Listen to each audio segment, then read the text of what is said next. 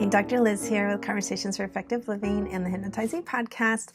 Let's talk about breathing for anxiety. Okay, so when you're in the midst of really high anxiety, often what it will feel like is breathing is bullshit. Okay, really is. Like if someone told you to breathe, you would just feel like punching them in the face, all right? Like maybe you're not so violent, but I would think about punching them in the face if like I'm full on shaking stomach, anxiety thoughts are racing, someone tells me to breathe. And I am a big meditator. Almost every day I meditate.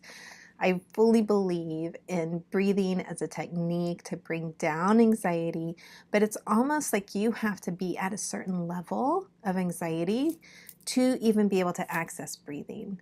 So then what do you do? What do you do if you can't breathe and everybody's telling you to breathe and you're like, if I could breathe and be okay, believe me, my whole life would be better here. We have to go to thoughts. What are the thoughts that are causing the anxiety in the body? Because that is generally where things are. So another technique is we can go in with hypnosis and work on bringing that down in the body. But sometimes you're too anxious to even access that level. So then we go with thoughts. And I'm assuming that you don't have like a hypnotherapist like sitting beside you all the time to be able to do that anyway. So you have to go with what's the thoughts going on? Where are they creating the anxiety? You have to go down the rabbit hole of thoughts, like a rabbit hole. Woo!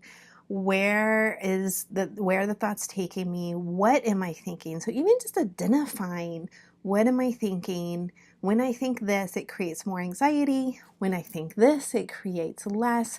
So you start to move into this pattern. Well, can I think about something else? Sometimes you can't. You feel like you're obsessive. And you're just thinking about this one thing, and what if this happens, and what if this happens, and what if this happens? So part of that process is saying, oh, I'm stuck. I'm stuck in the story of anxiety right now. I'm stuck in the story of what's going to happen. So let me step out of the story for a minute. Even take yourself off to floating in a hot air balloon or floating in the sky. I always say cloud of your childhood because the clouds of our childhood are perfectly supportive, right? Nobody falls through the clouds of our childhood.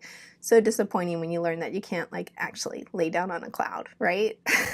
So I'm saying cloud of your childhood, a pool, the ocean, you're on a boat, wherever that feels like to you. Maybe you're in a magic bubble and you're floating.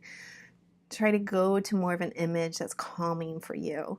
And when I'm in my office, I work on all these different techniques that someone can use to try to access when they're in the midst of anxiety to bring it down to a more manageable level. And then once it's down at this level, you can access this level of techniques.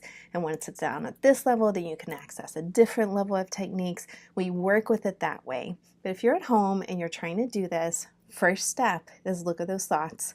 What am I thinking that's creating anxiety? And what can I think that doesn't create so much anxiety, that makes me feel calmer? All right, that's it for today. Hope you have a wonderful day. Remember, there's free stuff over at my website, including a hypnosis to reduce fear and anxiety. So give it a listen. I'll talk to you soon.